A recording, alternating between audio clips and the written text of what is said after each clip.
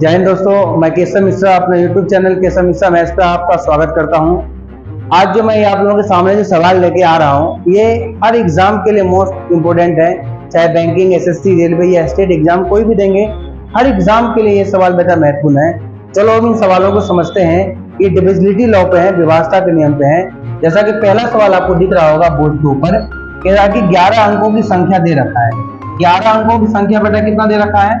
5 6 7 8 x 4 3 2 6 7 y। बेटा ये संख्या 11 अंकों की है, जिसमें कह रहा है कि 72 से पूरा भाग देना चाहिए। अब 72 की विभाज्यता का नियम है कि आप इसको खंड कर देंगे बेटा, किसों का 8 और 9। मतलब संख्या में अगर 8 से भी पूरा भाग जाएगा, 9 से भी पूरा भाग चला जाएगा, या संख्या 72 से भाग चला जाएगा। तो सबसे पहले 8 से विभाज्यता का नियम है आखिरी कितनी। तो यहाँ पर मुझे y का वैल्यू डिसाइड करना पड़ेगा कितना होगा। तो यहाँ पर बेटा देखो आखिरी के 2 अंक कितना 67, तो 8 से भाग देंगे 64, तो बचेगा कितना? यहाँ पे 3 बचेगा। 3 पर क्या रखेंगे तो 8 का भाग चला जाएगा। 1 रखेंगे 3 पर 1 31, 8 का भाग मिल जाएगा। 3 पर 2 रखेंगे तो 8 14 32। तो मतलब मेरा y का मान बेटा कितना डिसाइड हो गया? 2 हो गया। अगर मैं यहाँ पे y बराबर 2 रख दूंगा तो यहाँ पे मेरा किससे भाग चला जाएगा? 8 से। तो अब मुझे चेक करना पड़ेगा बेटा किसका नियम? 9 का नियम। 9 का नियम है सभी को जोड़ के देखेंगे। तो सभी को बेटा हम जोड़ के देखते हैं, आपको 18 करना होता है। तो देखो बेटा 6 5 11 7 18 हो गया। 8 4 12 3 15, 8 4 कितना हो गया बेटा? 8 4 12 और 12 6 कितना हो गया? 18। ठीक है, देखो ये हो गया आपका 6 5 11 7 18, 8 4 12 6 18 हो गया।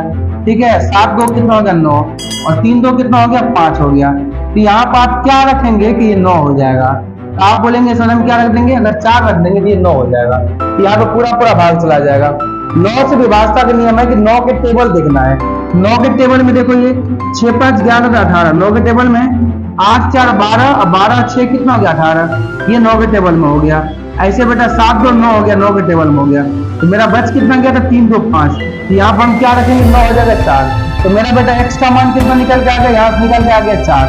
मुझे x का भी मान मालूम चल गया और y का मान मालूम चल गया।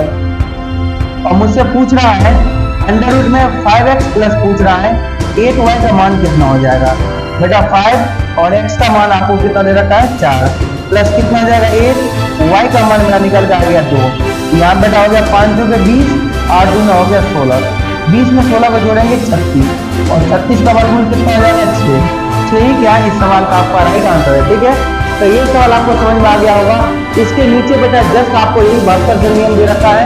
आप लोगों को ये क्वेश्चन नंबर दूसरा जो है इसका आपको कमेंट में आपको आंसर देना है।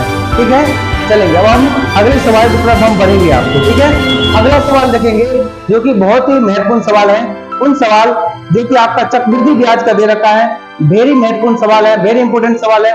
उस क्वेश्चन का आप देखने का प्रयास करेंगे। ठीक है, जैसा कि बेटा आपको बोर्ड पे क्वेश्चन दिख रहा है, इसमें आपको वैल्यू दे रखा है, मूलधन दे रखा है 21,600, रेट ऑफ इंटरेस्ट दे रखा है 16% 2/3%, और समय दे रखा है 2 साल कितना 73 दिन दे रखा है। तो इस सवाल को आप देखो बड़ी आसान तरीके से बना सकते हैं। इसके बनाने के बेटा 3-4 कंसेप्ट हैं। ये सबसे आसान इसका तरीका होता है जो टी कंसेप्ट होता है। इस तरीके से हम इन सवालों को बड़ी आसानी से बना सकते हैं। इनको बनाने के लिए बेटा क्या है, जब 3 साल होता है जिसका बेटा रेशियो आप याद रखना 3:1 का रेशियो होता है। कितना होता है बेटा? 3:1 का रेशियो होता है। ये क्या होता है, इनको हम समझने का प्रयास करते हैं। तो सबसे पहले बेटा मूलधन कितना दे रखा है? 21,600।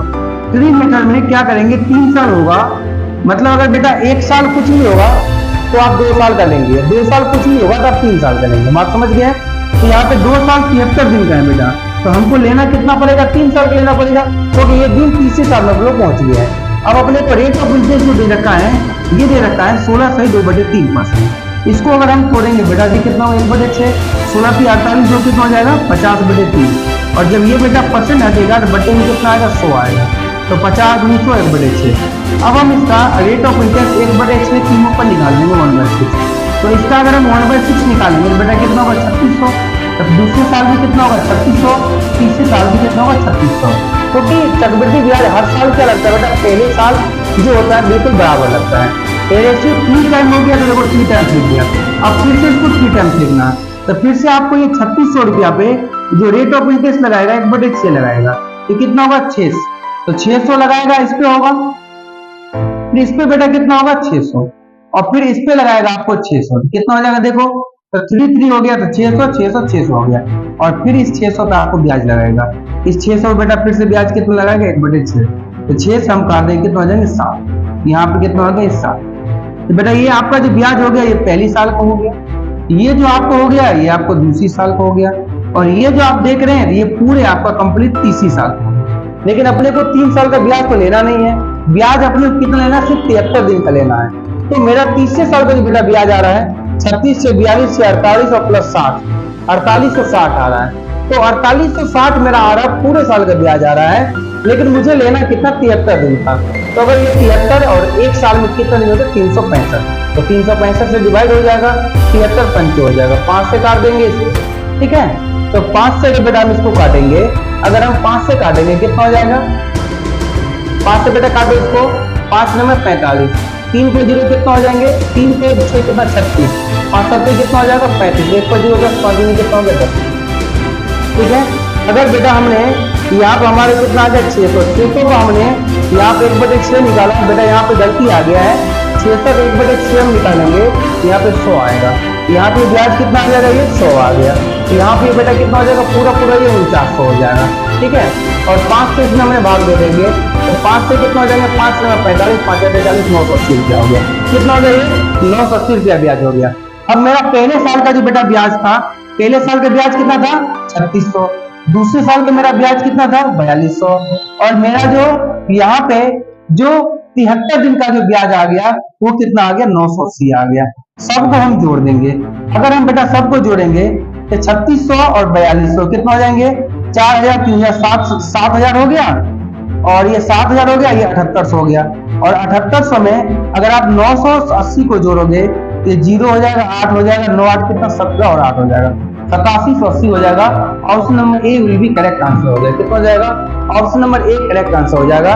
तो इस सवाल का अगर आपको दिया रहेगा 2 साल कुछ भी दिया रहेगा, अगर आप 3 साल का निकालेंगे, 3 साल निकालने के लिए सबसे पहले आप रेट तोड़ दोगे, रेट तोड़ दिया मैंने 1/6 मैंने निकाल दिया, सबका निकाल दिया 21600 का, 3600 फिर 3600 पे ब्याज लग गया, कितना हो गया 600 600 600 और 600 पे ब्याज मैंने लगा दिया 1/6, तो यहाँ से कितना आ गया 100। तो तीसरी साल का कंप्लीट ब्याज हो गया 49 साल तीसरी साल का, लेकिन मुझे लेना था सिर्फ 73 दिन का, तो महीना में कि साल में कितना 365 दिन, 365 मैंने डिवाइड कर दिया, तो कितना हो गया 980 मेरा हो गया 73 दिन का ब्याज, और दूसरी साल का ब्याज इतना, पहली साल का ब्याज इतना, टोटल मैंने जोड़ दिया तो मेरा ब्याज कितना हो गया 8780 रुपया होगा, ठीक है। तो इसी पर आपका जो अगला सवाल है उसका आपको आंसर देना है, कमेंट में आपको देना, ठीक है। अगला सवाल हम देखेंगे जो चक्रवृद्धि ब्याज का ही है, जो कि बहुत ही महत्वपूर्ण सवाल है, लेकिन हर एग्जाम में वो सवाल पूछे जाते हैं। तो आप अगले सवाल देखने का प्रयास करेंगे जो कि आपके बोर्ड पे ये सवाल आपको दिख रहा होगा, ठीक है। तो चलेंगे देखो बेटा, ये बोर्ड पे आपको क्वेश्चन दिख रहा होगा, ये आपको एसएससी सीजीएल प्रीलिम्स में सवाल आया हुआ है, ये सवाल हर एक एग्जाम में आपको पूछे जाते हैं। इन सवाल को आप विद इन अ सेकेंड आप बना सकते हैं अगर आप अच्छे से देखेंगे इस सवाल को। देखो बच्चों के सवाल में बहुत दुविधाएं रहते हैं, आज से ये दुविधा आपको खत्म हो जाएगा। देखो सवाल क्या बेटा, सबसे पहले जो वैल्यू दे रखा है एक्स और वाई लिख देंगे। जब भी गुना गुनी में कोई सवाल होता है ना, तो दूसरे नाम को पहले मानते हैं, एक्स वाई से 5 गुना बड़ा है, तो एक्स बड़ा है तो दूसरा नाम वाई को 1 मान लेंगे, एक्स बेटा कितना हो जाएगा 5, बस इतना तो लिख सकते हैं। तो अब कह रहा है कि वाई एक्स से कितना % कम है, वाई जो है कितना कम है पहले, तो वाई 1 है और ये 4 है, ये कितना कम है बेटा 5 है, तो कम कितना 4 है, और जिसमें से लगा रहता है उस वैल्यू को हम हमेशा नीचे रखते हैं, तो से किसमें लगा हुआ एक्स में, एक्स का मान कितना है 5 है, और परसेंट का बेटा कितना हो जाएगा 100 हो जाएगा, तो परसेंट लगा दो, ठीक है, और 5 से इसको काट दो, कितना बार हो जाएगा 20 बार। तो यहाँ से आपका राइट आंसर जो हो जाएगा 80% विल बी राइट आंसर। तो जब भी गुना गुनी में सवाल दिया जाएगा तो दूसरे नाम को पहला मानेंगे, तो y को हमने 1 मान लिया तो x 5 गुना थे इसलिए 5 मान लिया, 10 गुना होता है 10 मान लेते, 20 गुना होता है 20 मान लेते। अब कह रहा है y x से कितना % कम है, तो y देखो ये 1 है और ये 5 है, कितना कम है 4, और से किसमें लगा हुआ है x में, x का मान मैंने नीचे रख दिया और परसेंट का 100, 5 से कितना 20 बार, 20 से कितना हो गया 80%, 80% विल बी राइट आंसर। तो इसी पर आपको अगला सवाल का जो आंसर देना है, ठीक है। जय हिंद, कोशिश करता हूँ कि आप लोग ये वीडियो जो है बहुत मदद आएगा। आज के लिए इतना ही है, फिर हम कल मिलेंगे। लव यू और जय हिंद जय भारत।